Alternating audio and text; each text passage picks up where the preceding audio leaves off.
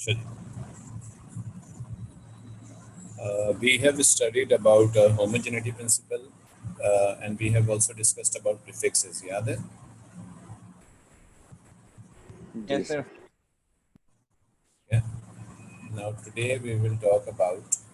We will discuss.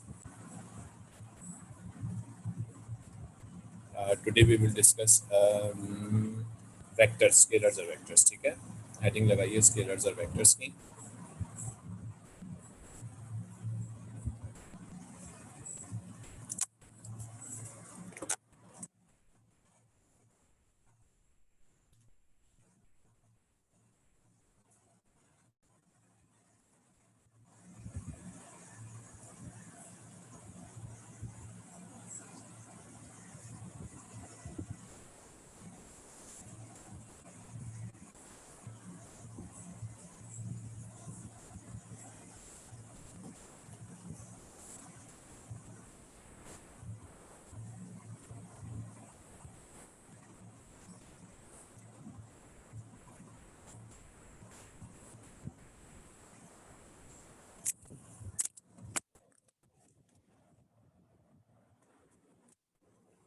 जी बच्चों. Let's start scalars and vectors. Heading लगाइए scalars and vectors की.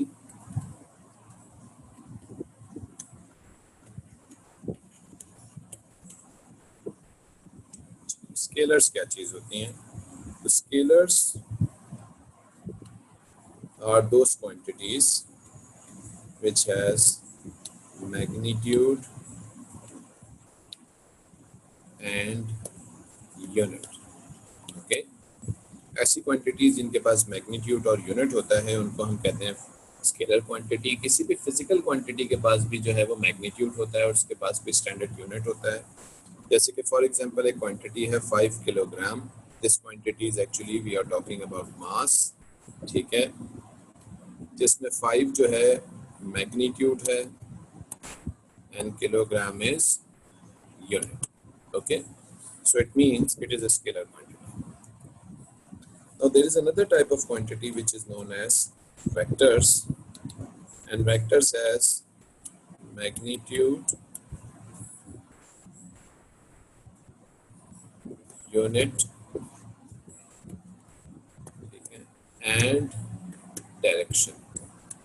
हमारे पास कुछ क्वांटिटीज ऐसी भी हैं जिनके पास मैग्नीट्यूड भी होता है, यूनिट भी होता है और डायरेक्शन भी होती है. तो these quantities are known as vector quantities. ठीक है, इन क्वांटिटीज को हम वेक्टर्स क्वांटिटी कहते हैं. ठीक है, जैसे कि फॉर एग्जांपल अगर आपको कहीं लिखा हुआ दिख रहा है 7 Newton towards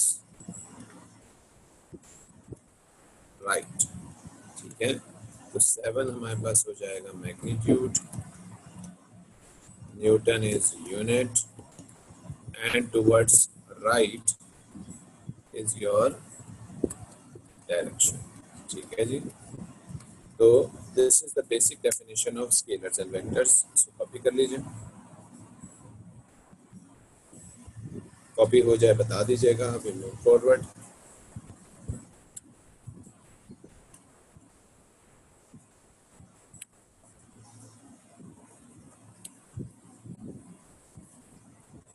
Okay. So these are the definition of scalar and vector quantities. अच्छा, there are some scalar and vector quantities in our AS syllabus. ठीक है, so we make a list of these quantities. Let's talk about scalar quantities first, जिसमें सबसे पहली होगी length, distance,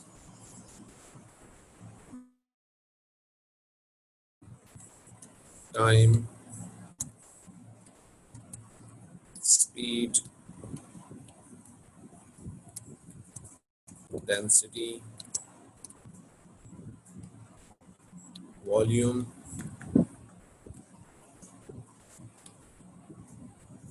current, resistance, voltage, power, work, energy,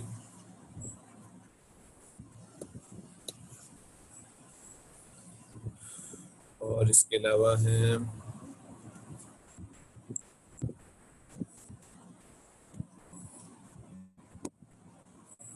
और कोई बताइए vector scalar quantity.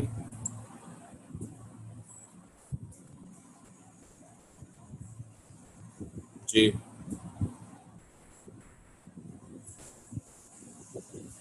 Temperature,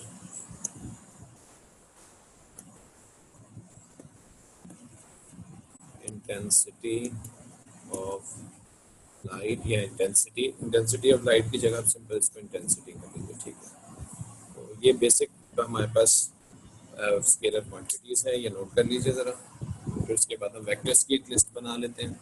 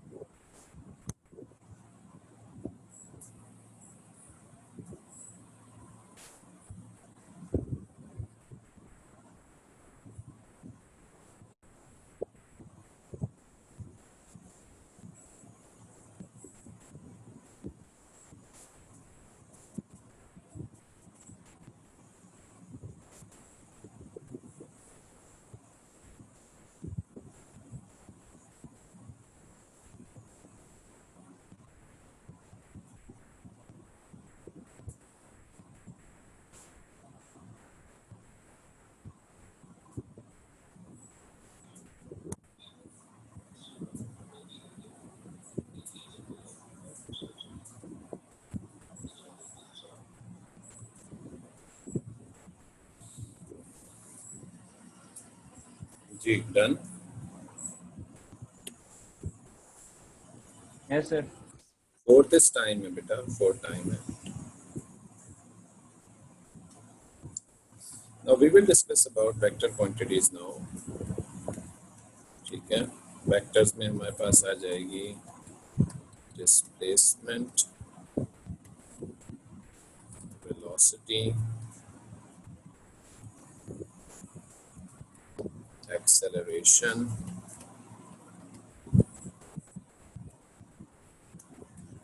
force,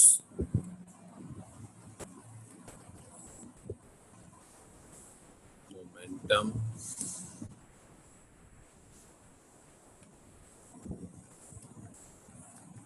electric field, strength,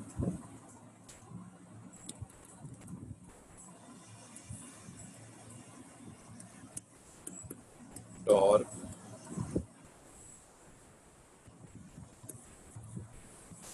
movement, wait,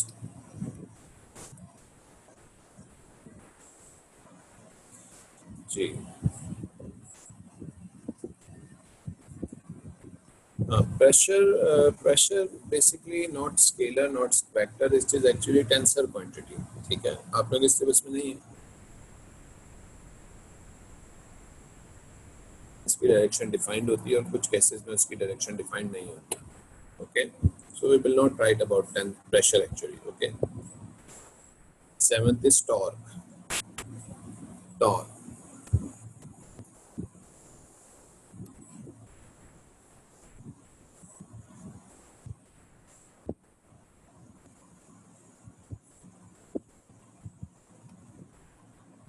ठीक है।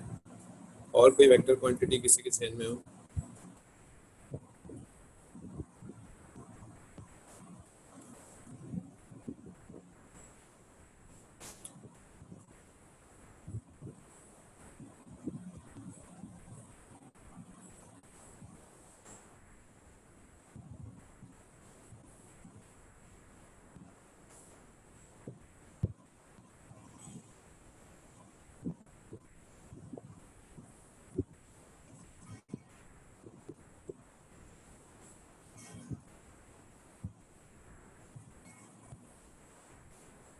Sir gravity. हाँ, ग्रेविटेशनल फील्ड स्ट्रेंथ बिल्कुल सही है, लिख लीजिए वो भी।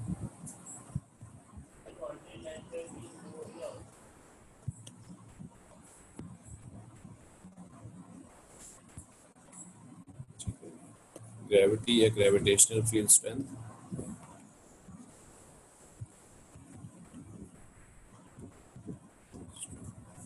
ठीक है। तो ये हमारे पास काफ़ी सारी फिजिकल क्वांटिटीज़ हैं। मैग्नेटिक फील्ड नहीं आएगी? मैग्नेटिक फील्ड भी हो सकती है, लेकिन हमारे सिलेबस में क्योंकि मैग्नेटिक फील्ड है नहीं, तो इसलिए मैं इसको नहीं डिस्कस कर रहा। Sir friction. फ्रिक्शन भी कह सकते हैं, फ्रिक्शन भी हो सकती है, लेकिन फ्रिक्शन तो फोर्स ही है ना, फोर्स। फ्रिक्शन फोर्स में कहलाई जाएगी।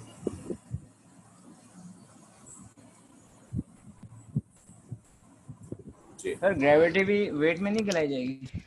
नहीं, ग्रेविटेशनल फील्ड स्ट्रेंथ अलग चीज होती है, वेट अलग होता है।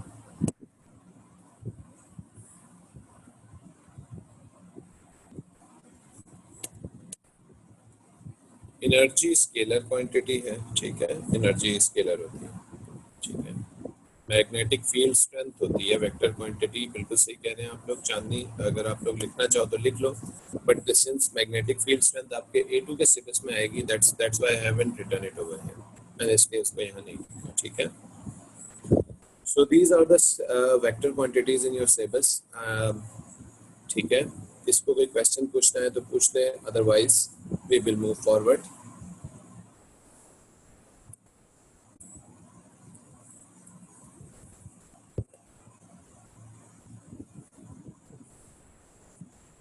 नहीं बेटा, एक्सेलरेशन जो होती है that is simple acceleration can be there, and acceleration, the gravitational field strength is acceleration due to gravity. हम बेसिकली ग्रेविटेशनल फील्ड स्ट्रेंथ की वजह से जो एक्सेलरेशन होता है उसको एक्सेलरेशन ड्यू टू ग्रेविटी, ठीक है।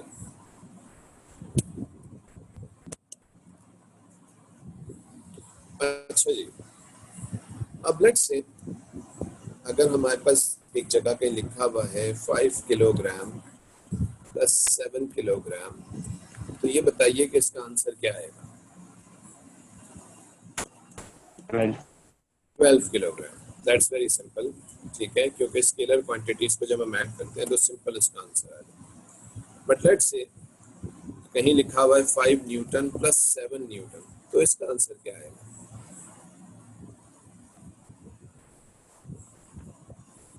न्यूटन। तो आंसर ये है कि इट डिपेंड्स, ये डिपेंड करता है कि ये दोनों जो फोर्सेस हैं इन दोनों की क्या डायरेक्शन है, ठीक है। तो when two actors are added together, the magnitude of the resultant force depend upon the direction of the two vectors. Please note down this point. When two or more vectors are added together, when two or more vectors are added together,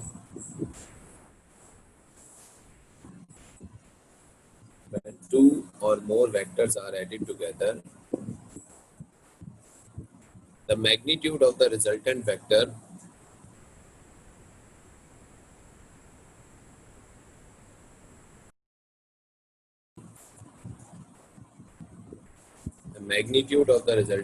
depends upon the direction between them. The magnitude of the resultant vector depends upon the direction between them.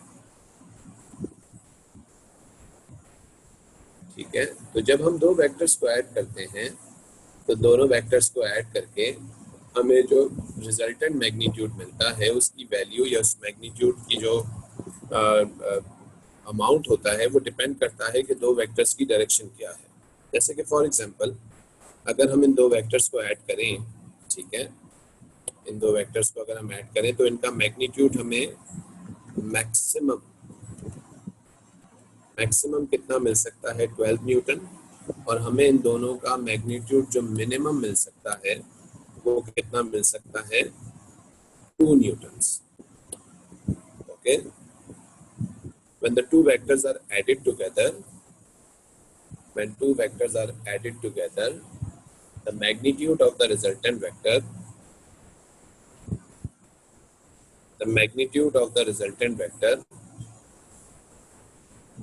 depends upon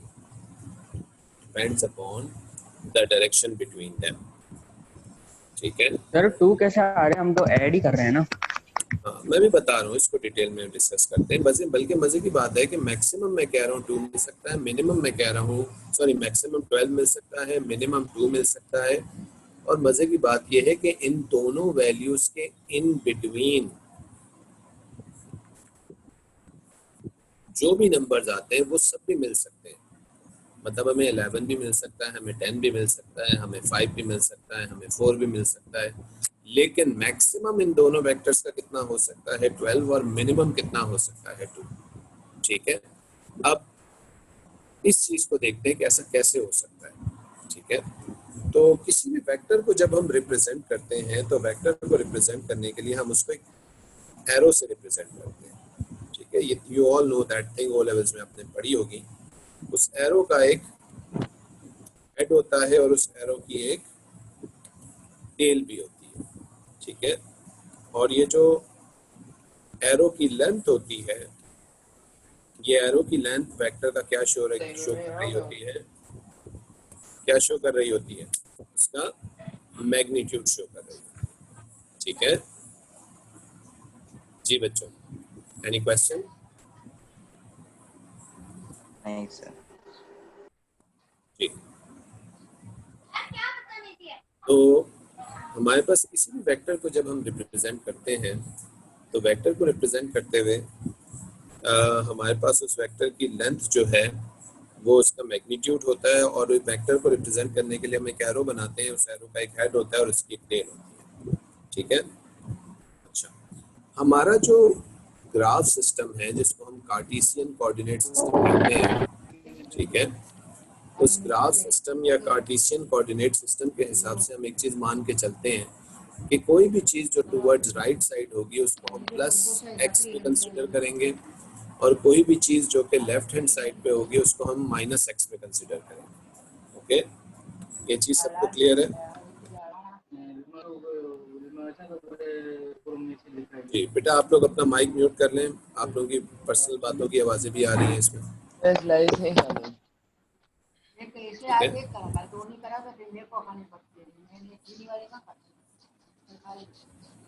खाली नहीं है आफिया बेटा आप अपना mic mute करें।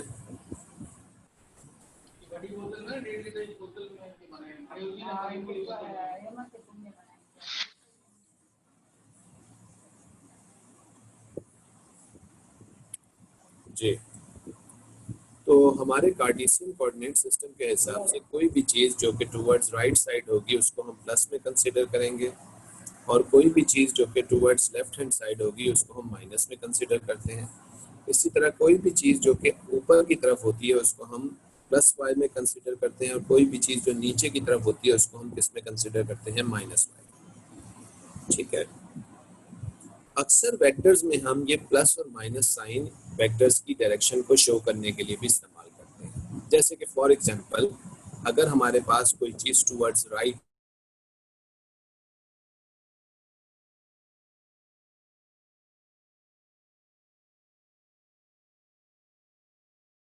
पे जो चीज होती है उसको हम बोलते हैं वर्टिकल। ठीक है, तो कोई भी चीज जो कि राइट साइड पे हो, क्योंकि एक्स राइट साइड पे पॉजिटिव है, तो राइट के लिए हम क्या सिंबल बनाएंगे, प्लस का, और लेफ्ट के लिए हम सिंबल क्या बनाएंगे, माइनस का, हॉरिजॉन्टली। और वर्टिकली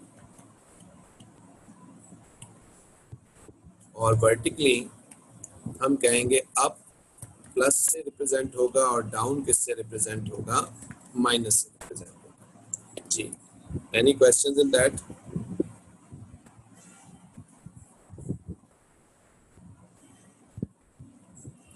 ठीक है,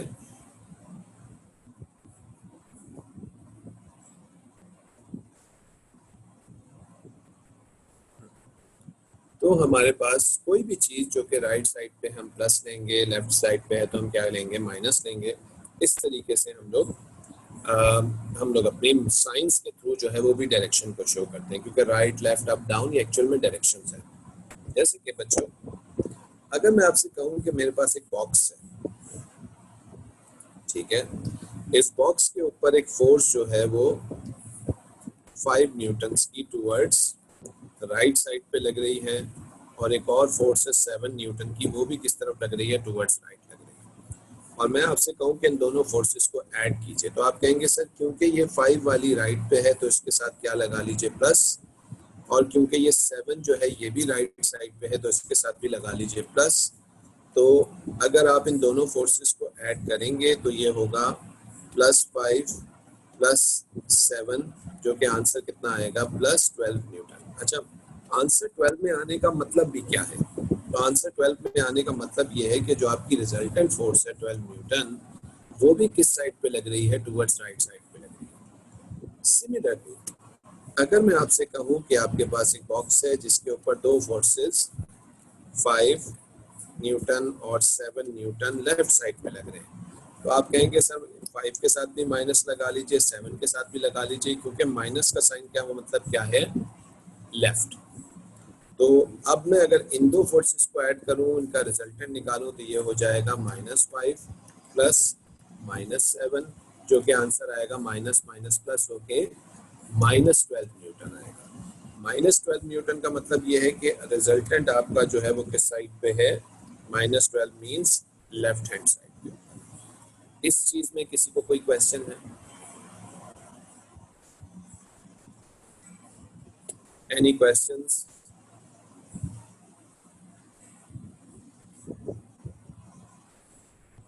बाय -12, बेटा -12 क्योंकि माइनस साइन सिंपल मास हमारे पास किसको रिप्रेजेंट कर रहा है, मास लेफ्ट हैंड साइड को, ठीक है, और राइट हैंड साइड को क्या रिप्रेजेंट करेगा, प्लस साइन। इस तरीके से, क्योंकि हमारा सिस्टम ही हमने ग्राफ सिस्टम, कार्टेशियन सिस्टम ऐसे बनाया हुआ, ठीक है। अच्छा बच्चों, अब मैं तुमसे मैथमेटिक्स के हवाले से एक बात पूछता हूँ। ये जो 5 न्यूटन और 7 न्यूटन है पहली डायग्राम में और दूसरी डायग्राम में, ये दोनों दो लाइनें हैं, या तो ये लाइनें यूं हैं या दोनों लाइनें यूं हैं। जब दोनों लाइनें बिल्कुल ऐसी होती हैं तो इनको मैथ्स की लैंग्वेज में हम क्या बोलते हैं, ये क्या है, what are these lines, parallel lines. Parallel. और पैरेलल लाइंस के दरमियान में हम पता है कि एंगल कितना होता है, एंगल होता है 0 होता है, ठीक है, 0 होता है। तो हम एक रूल बनाएंगे यहाँ पे, हम बोलेंगे when two vectors are parallel to each other, their resultant magnitude is maximum. Is this point clear? और इस वक्त इनका मैक्सिमम मैग्नीट्यूड मुझे कितना मिल रहा है, इन दो वेक्टर्स के लिए कितना मिल रहा है, प्लस या -12 न्यूटन। प्लस और माइनस साइन सिंपली किस चीज को रिप्रेजेंट कर रही है, डायरेक्शन को, लेफ्ट और right. Does anyone is having any question in that? Please ask.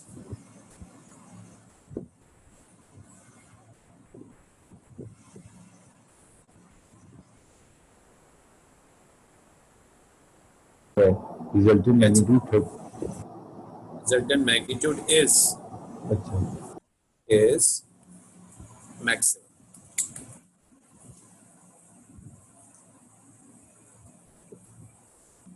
जी बच्चों, किसी को कोई क्वेश्चन है? शुजा, अहमद, सामा, मौस, कोई सवाल किसी बच्चे को? आमिस? No sir. No sir. Is this point clear? Yes.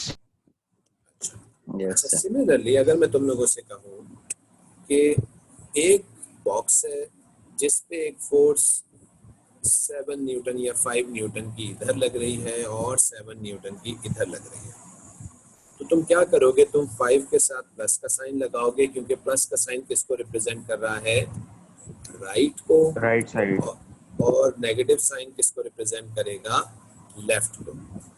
अब मैं तुमसे कहूं कि ये दो वेक्टर्स हैं, एक है ए एक है बी, और ए प्लस बी करके मुझे दिखाओ, तो तुम कहोगे सर ए प्लस बी मैं कर देता हूँ, that is A plus B. A मेरे पास है +5 और प्लस, और बी कितना है -7। -7 क्यों लगाया है, क्योंकि वेक्टर्स को जब ऐड करते हैं तो वेक्टर्स के साथ उनकी डायरेक्शन को भी यूज किया जाता है एडिशन करते हुए। ठीक है, वेरी गुड। तो जब हम वेक्टर्स इसको ऐड करेंगे तो आंसर आएगा मेरे पास -2 न्यूटन। -2 न्यूटन का मतलब क्या है कि जो मेरा रिजल्टेंट है वो किस साइड के ऊपर है, टुवर्ड्स लेफ्ट साइड के ऊपर है। इसी तरीके से अगर ये इक्वेशन ये ऐसे होता, अगर आपके पास 7 इधर आ जाता और 5 इधर चला जाता, तो फिर ये होता +7 प्लस -5, तो आंसर कितना आता, +2 न्यूटन। +2 न्यूटन का मतलब होता कि इसका आंसर क्या आता, टुवर्ड्स राइट साइड पे आता। Does anyone having any question in that?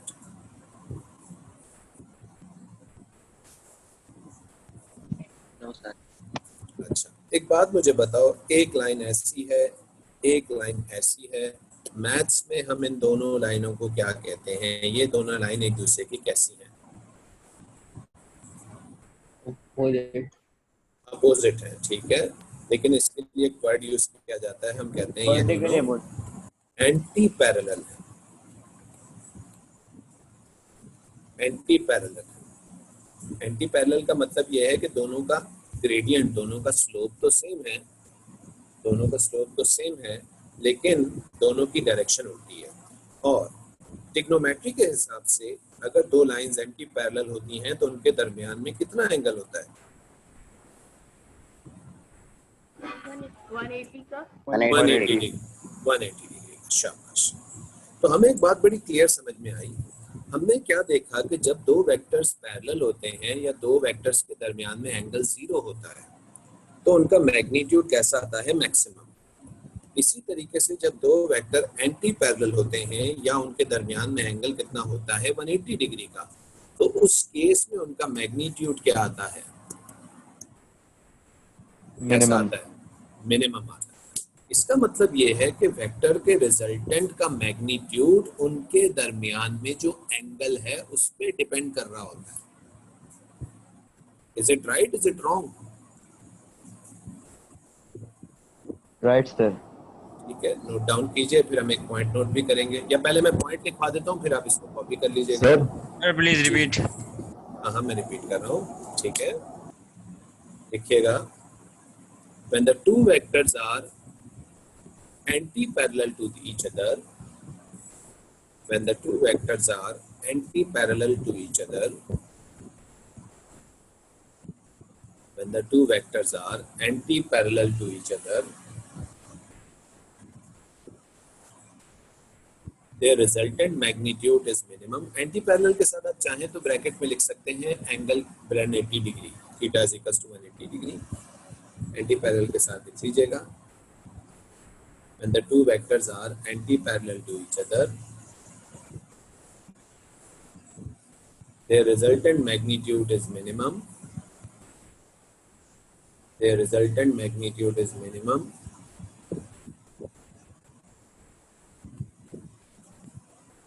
Their resultant magnitude is minimum. Full stop. Next line से लिखिएगा। लिख लिया यहाँ तक आप लोगों ने? जी लिख लिया सबने यहाँ तक? अच्छा, फुल स्टॉप के बाद नेक्स्ट लाइन से लिखिएगा। It means the magnitude of resultant vector, the magnitude of resultant vector, the magnitude of resultant vector depends upon, the magnitude of resultant vector depends upon the angle between them. The magnitude of resultant vector depends upon the angle between them. ठीक है जी? यानी दो vectors के दरमियान में जो भी magnitude होगा, वो एक मैग्नीट्यूड उन दोनों के दरमियान में जो भी एंगल है वो उस पर डिपेंड कर रहा होगा। सर अगर एक सवाल है बोले सर, जैसे आप कह रहे हैं ना कि it means the magnitude of resultant vector depend upon the angle between them, लेकिन सर अगर कभी -5 की जगह -4 आ जाए तो एंगल तो 180 रहेगा एंटी पैरेलल का, लेकिन वैल्यूज तो मैग्नीट्यूड तो चेंज हो जाएगा। हाँ, लेकिन मैंने तुमसे ये कहा है हामिस कि इन दो पर्टिकुलर वेक्टर्स का मैक्सिमम मैग्नीट्यूड कितना हो सकता है 12 और मिनिमम कितना हो सकता है 2। अगर तुम कह रहे हो कि सर एक वेक्टर 7 है और दूसरे 5 की जगह 4 हो जाए, तो मैं तुमसे कहूंगा फिर इनका मैक्सिमम कितना हो सकता है 11 और इनका मिनिमम कितना हो सकता है फिर 3। सही सही है। ये एक एमसीक्यू का सवाल है, ये एक एमसीक्यू में सवाल किया जाता है और बच्चे इसमें हमेशा ब्लंट हो जाते हैं। सर एक सवाल किया जाता है, वो आपसे कहते हैं कि जी हमारे पास दो वेक्टर हैं 9 न्यूटन्स एंड 3 न्यूटन्स, ठीक है, 9 और 3 न्यूटन्स के दो वेक्टर्स हैं, which cannot be the possible magnitude of these two vectors। इसमें से कौन सा इन दोनों वेक्टर्स का पॉसिबल मैग्नीट्यूड नहीं हो सकता। ए आंसर दिया है 7, ठीक है, बी आंसर आपको दिया है 5, सी आंसर आपको दिया है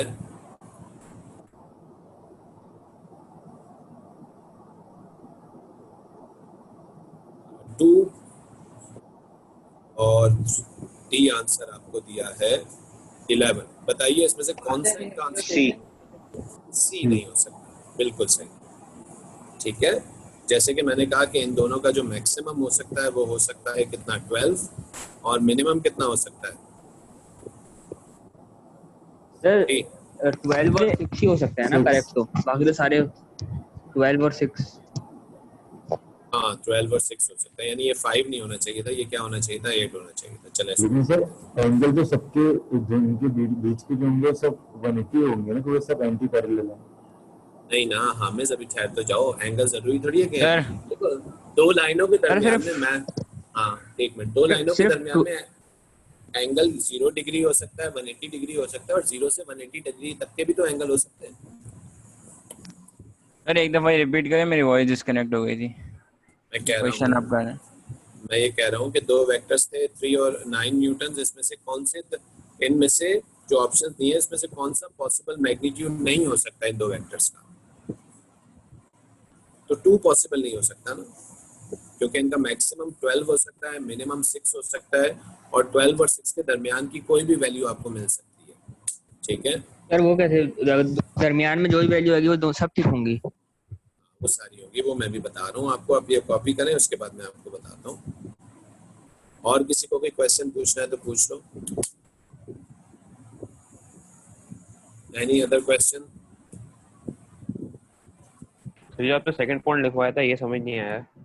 क्या तो लिखवाया था बोलो। It means the magnitude of resultant vector depends upon the angle between them.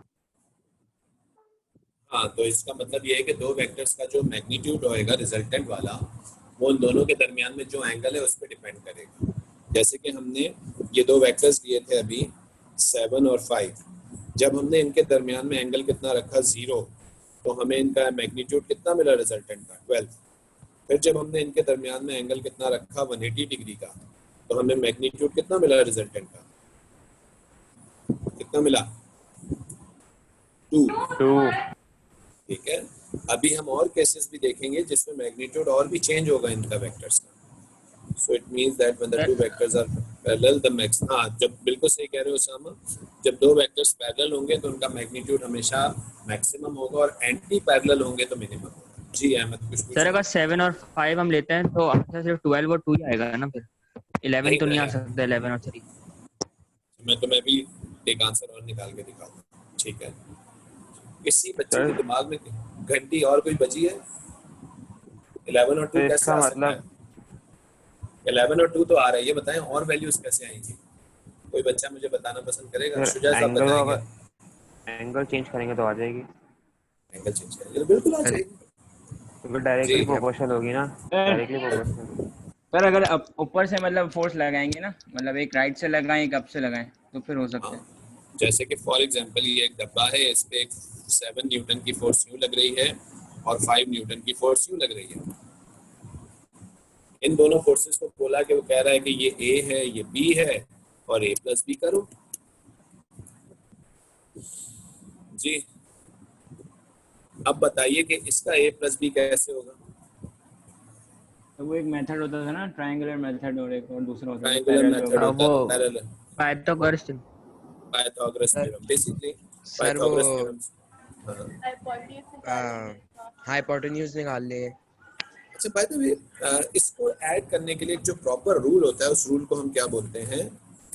Head to tail. Rule. ठीक है, जब भी हमें दो वेक्टर्स को ऐड करना होता है तो हम इस रूल से ऐड करते हैं। ये रूल हमें कहता क्या है कि अपनी मर्जी से कोई भी एक वेक्टर, कोई भी पहला एक वेक्टर बना लो अपनी मर्जी से, उसको स्केच कर लो, लेकिन उसकी गिवन डायरेक्शन में। यानी तुम्हारे पास दो वेक्टर्स हैं और बी, उसमें से कोई भी एक वेक्टर अपनी मर्जी से बना लो, चाहे ए बना लो चाहे बी बना लो, ठीक है, चाहे ए बना लो चाहे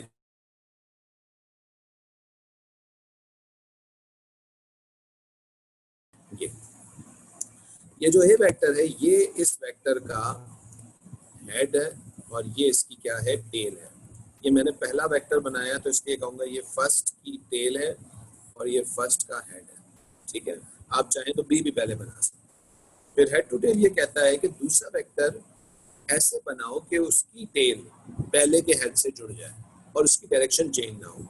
तो दूसरा वेक्टर बी ऊपर की तरफ है और ये है बी, तो मुझे इसको इस तरीके से यहाँ बनाना है ए के साथ कि उसकी टेल ये वाला हिस्सा सेकंड का पहले वाले के हेड से जुड़ जाए। तो मैं इसको यूं बना लूंगा, ठीक है। तो ये हमारे पास सेकंड की टेल पहले के हेड से जुड़ गई और ये सेकंड का क्या आ गया, हेड हो गया। This is what we are doing, head to tail. Head to tail हमने जोड़ दिया, ठीक है। आगे ये लॉ ये कहता है कि रिजल्टेंट निकालने के लिए, टू फाइंड रिजल्टेंट, पहले की टेल को दूसरे के हेड से एक स्ट्रेट लाइन से जोड़ो। तो ये पहले की टेल है, ये दूसरे का हेड है, इसको हमने सीधी लाइन से जोड़ दिया। तो ये आपका क्या होगा, रिजल्टेंट। और क्योंकि रिजल्टेंट भी एक वेक्टर है तो इस रिजल्टेंट वेक्टर की जो डायरेक्शन होगी वो हमेशा दूसरे वाले वेक्टर की हेड की तरफ होगी। तो ये मैंने इसकी डायरेक्शन किसकी तरफ बना दी, दूसरे वाले के हेड की तरफ बना दी। This is actually known as head to tail rule. Okay, any questions in that? Parallelogram law भी है, बिल्कुल सही कह रहे हैं मॉस, पैरेललोग्राम लॉ भी होता है हमारे पास, ठीक है। इसका आंसर क्या होगा रिजल्टेंट का? अब देखो, ये हमारे पास आ गया, ए कितना है 7 न्यूटन और बी कितना है 5 न्यूटन, ठीक है। तो अब ये क्या बन रहा है अहमद, राइट एंगल ट्राइंगल बन रहा है। राइट एंगल ट्राइंगल में हमें पता है कि अगर ये एंगल थीटा है तो ये साइड क्या कहलाएगी, बेस, या कुछ लोग इसको एडजेसेंट भी बोलते हैं, और ये वाली साइड क्या कहलाएगी, परपेंडिकुलर, या कुछ लोग इसको अपोजिट भी बोलते हैं, और ये वाली साइड क्या कहलाएगी, हाइपोटेनस। तो हमें ये पता है कि किसी भी राइट एंगल ट्राइंगल में हाइपोटेनस स्क्वायर बराबर होता है एडजेसेंट या बेस स्क्वायर प्लस अपोजिट या परपेंडिकुलर स्क्वायर। यानी मैं ये कह सकता हूँ कि यहाँ पे हाइपोटेनस क्योंकि r है तो r स्क्वायर किसके बराबर होगा, ये बेस क्योंकि a है, ठीक है, तो a स्क्वायर प्लस परपेंडिकुलर या ऑपोजिट क्योंकि b है तो ये हो जाएगा a square plus b square, ठीक है। So this is r is equal to under root a की वैल्यू कितनी है 7 और b की वैल्यू कितनी है 5, विच इज 49 एंड 25, ठीक है, क्योंकि स्क्वायर्स हैं और फिर रूट ले लेंगे जी। 49 प्लस 25 और फिर उसका रूट, बताइए क्या आंसर आ रहा है सर 8.6। 8.6 न्यूटन जी जनाब। हमने दो वेक्टर 7 और 5 ऐड किए हैं, दो वेक्टर 7 और 5 ऐड किए हैं और उनके दरमियान में एंगल कितना रखा हमें, 90 डिग्री। तो हमें रिजल्टेंट कितना मिल गया, 8.6। Very good. अब दो ठीक है अम्मा जी? क्या वो ये तुम बच्चे संभाल रहे हो क्या?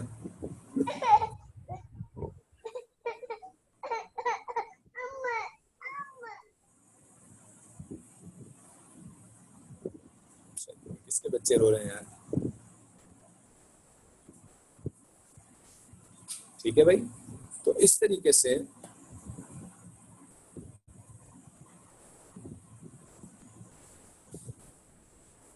अच्छा चले सुजा, गुड यार, एटलीस्ट आप संभाल तो रहे हैं, अच्छी बात है बेटा। अच्छा, हमारे पास दो वेक्टर्स का जो रिजल्टेंट मैग्नीट्यूड आया वो कितना आया? 8.6 न्यूटन। देखिए, let's join the pieces of puzzle. दो वेक्टर्स हैं 7 एंड 5 न्यूटन। ओके, दो वेक्टर्स हैं 7 और 5 न्यूटन। ठीक है, इन दोनों को जब हमने ऐड किया 7 और 5 को, और इनके दरमियान में हमने एंगल कितना रखा? 0 डिग्री, तो आंसर कितना मिला? 12 न्यूटन। फिर जब हमने इनको ऐड किया और इनके दरमियान में एंगल रखा 180 डिग्री, तो रिजल्टेंट कितना मिला? 2 न्यूटन। फिर जब हमने इनको ऐड किया और इनके दरमियान में एंगल रखा 90 डिग्री, तो हमें रिजल्टेंट कितना मिला? रिजल्टेंट मिल रहा है 8.6 न्यूटन। ठीक है, 8.6 न्यूटन। इसमें किसी स्टूडेंट को कोई क्वेश्चन?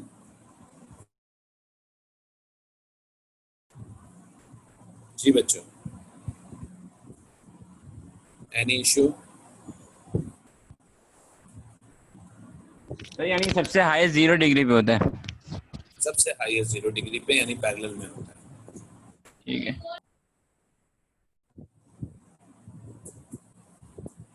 सर ऐसे अगर हम एंगल चेंज करते रहेंगे तो वैल्यूज भी चेंज होती रहेगी। बिल्कुल, यही तो ट्रिक है। सर तो मतलब फिर हाईएस्ट और मिनिमम के बीच में जो भी नंबर है वो ठीक ही हो। जी बिल्कुल, ठीक सर है। ऐसे एक रैंडम एंगल देते हैं। हाँ, कोई भी रैंडम एंगल दे दिया, कोई भी रैंडम एंगल देके उससे भी निकाल सकते हैं। ठीक है, चलें और करते हैं हम। ठीक है, अच्छा, मैथ्स में 0 डिग्री एंगल को क्या बोलते हैं?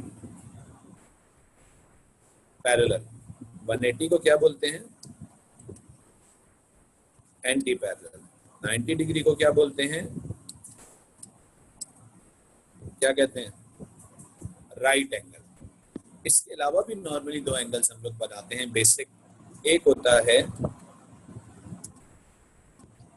एक्यूट एंगल और एक होता है ऑब्ट्यूस एंगल, है ना भाई? एक्यूट और ऑब्ट्यूस भी होता है, 90 से बड़ा और 90 से छोटा। तो अब आप लोग का होमवर्क ये है, ये मैं करवाऊंगा आपको नेक्स्ट क्लास में, लेकिन आप लोग एटलीस्ट ट्राई जरूर कीजिएगा हेड टू टेल रूल से। ठीक है, कि जब हम दो वेक्टर्स के दरमियान में एक्यूट एंगल लेंगे और ऑब्ट्यूस एंगल लेंगे, एक्यूट कुछ भी ले लीजिएगा, 90 से कोई भी छोटी वैल्यू ले लीजिएगा, और ऑब्ट्यूस में कोई भी वैल्यू 90 से बड़ी ले लीजिएगा। तो हम फिर उन दोनों वेक्टर्स को जब हेड टू टेल रूल से ऐड करेंगे या ऐड करेंगे तो देखिएगा फिर उस रिजल्टेंट की वैल्यू क्या आती है।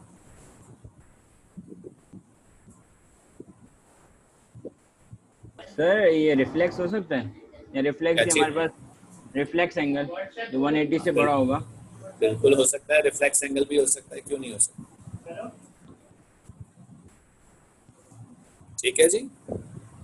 नॉट यूजिंग स्केल, हमारे सिलेबस में मॉस एएस के सिलेबस में स्केल नहीं है, हमारे सिलेबस में ट्रिग्नोमेट्री मेथड यूज हो रहा है।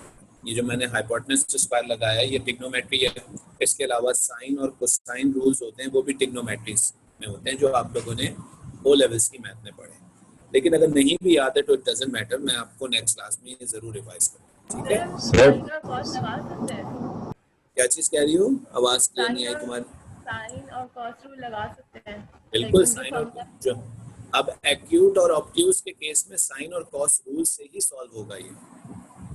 ठीक है ठीक है सर। हामिस, जी सर, तो ऊपर करिएगा, मैंने फोटो लेने में लाइट से देखी तो मैंने देख नहीं पाया। ये यस सर, एक मिनट। तो सर ना ही हम इसमें स्केल इस्तेमाल करेंगे और ना ही डी इस्तेमाल करेंगे। नहीं, कुछ भी इस्तेमाल करने की जरूरत नहीं है, बस हम स्केचिंग से हम लोग करेंगे और जो भी हम निकालेंगे आंसर वो ट्रिग्नोमेट्री से निकालेंगे। ठीक है। अच्छा एंगल डायरेक्ट बस उससे लिखेंगे साइन कॉस tan वगैरह से लगेगा बस। हाँ वो भी बताऊंगा एंगल कैसे निकलेगा। आप सबको वैसे आता तो होगा ट्रिग्नोमेट्री रेशियो से निकालना, लेकिन Yes, मैं sir. उसको भी रिपीट कर दूंगा। ठीक है,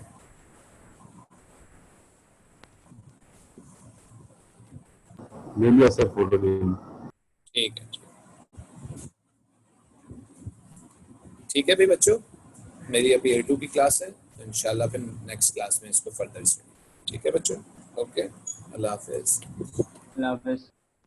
अल्लाह हाफिज। अल्लाह हाफिज़। अल्लाह हाफिज़ सर।